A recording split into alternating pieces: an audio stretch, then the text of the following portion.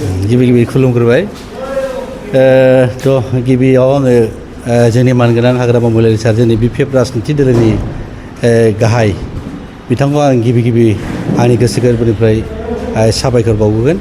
मानो होनोबा मानगोनां बिथाङा आंनो जे दतमा समस्तिनि बिजाथि हिसाबै फिन खेबसेबाव गनायथि होबावबाय, बेखौ आं गोसो गोरबोनिफ्राय सारनो बिथांनो आङो धन्यबाद जासिदों।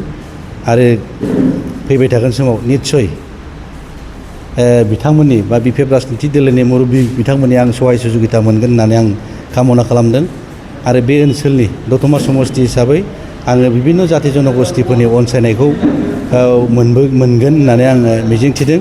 आरो जोङो थांनाय 2005निफ्रायनो जेरैबायदि जोंनि दतमा समस्तियाव बिभिन्न जाथि धर्मावलम्बीनिफ्राय जोङो अनसायनायखौ मोनबोबाय थाखादों। ओंखायनो जों गोरायै बुंनो हायो दतमा समस्ति हिसाबै फिन खेबसेबाव BPF राजनिथि दोलोखौ बे ओनसोलनि रायजो राजाया निस्सय देरहासार खालामनायाव मदद होगोन। आरो बेवहाय आङो बिजाथि हिसाबै देरहासार जागोन, आं बेखौ 100% रोखा होननानै आं बुंनो लुगैयो। दिनै जों नुनो मोन्दों फुंबिलि समनिफ्राय नोंथांखौ बिजाथि महरै मोनफिननो हानायाव हानजानि अनगायैबो ओनसोलनि माखासे मेलेमजिबि सुबुंफोराबो बरायफैदों। थारैनो माबायदि फिलिं? दा गोसोआव बिराद रंजानायबो मोनदों। लोगोसे बे ओनसोलनि रायजो राजानि जे माखासे दायबद्धताखौ आंनि खर'आव बा आंनि रेसपन्सिबोलाव आं रुजुननानै लानांसिगोन। बा आं बे ओनसोलखौ फारफ्रोमबो बिथिंनिफ्रायनो सामाजिक अर्थनीति राजनिथि भाबै बे ओनसोलखौ सचेतन खालामनांगौआ, जों गोजौआव लांनांगौबा बाहाय बिराद गिदिर बिबान दं होननानै आं सानो। आं आसा खालामदों गिलिर बिबानबाबो बे ओनसोलनि रायजो राजाजों लोगोसे बे ओनसोलनि इन्टेलेक्सुयेल माने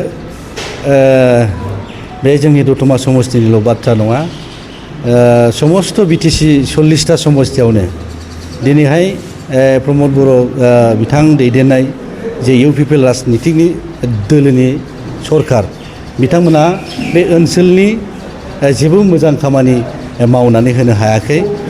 दिनैहाय एग्जाम्पल हिसाबै दाख्लै जालांनाय जे एसेम्बलि, बे एसेम्बलियाव CSBनि दारै साबेसे साख्रि होनाय जाखो होननानै जोंनि सासे MCLA लोगो बिथाङा सोंथि लाखिदोंमोन। बे सोंथि लाखिनायाव बिथांमोननिफ्राय एन्सारखौ बा रिप्लाइखौ जों मोनदों। दासिम सासेबो मानसिनो टारगेट फरगेट जों साख्रि होनाय जायाखै। साख्रि होनो लादों दासो गोदानै दाख्लै इन्टारभिउ जों फाथिखांबाय। दासिम सासेबो मानसिनो साख्रि होनाय जायाखै। आरो लोगोसे जे BTR 2020नि 27 जानुवारियाव जे सुक्ति जालांनाय, बे सुक्ति जालांनायाव जे 1500 कोटि पेकेजनि जे होनायनि जे खोथा दंमोन, बेखौबो दिनैसिम फैयै सरकारा 5 बोसोर बाबेनलांनायनि उनावबो बिथांमोना दिनैसिम 15 कौटियाव 15 थाखाबो बिथांमोना बे BTC ओनसोलनि रायजो राजाफोरनि जौगाखांनायनि खामानि बा हाबाफारि बिथांमोना लानो हायाखै। ओंखायनो जानो हागौ बे ओनसोलनि जोंनि BTC बासि रायजो राजाफ्रा फिन खेबसेबाव जोंनि मानगोनां हाग्रामा महिलारिनि दैदेननायाव सरकारखौ लाबोफिननो जानजि खाफ्रादों।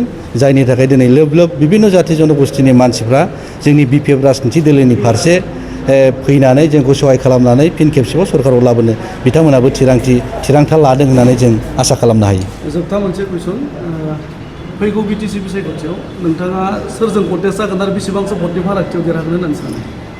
दा आं नुनायाव बेवहाय जोङो जातीय दल संगठनजों बा जाथिखौ सेतना लाबोनाय मोनसे लाबोग्रा मोनसे जायगा हिसाबै बे दतमा समस्तियाव गोबां एबसुनि दैदेनगिरि बिथांमोन दङ, साहित्य सभानि गोबां दैदेनगिरि बिथांमोन दं। बेवहाय जोङो नुनायाव सोरबा मानसिफ्रा दस्रा बुजियोबाबो बेवहाय जोङो BPF आरो UPPLनि गेजेराव जोङो कन्टेस्टआ जागोन।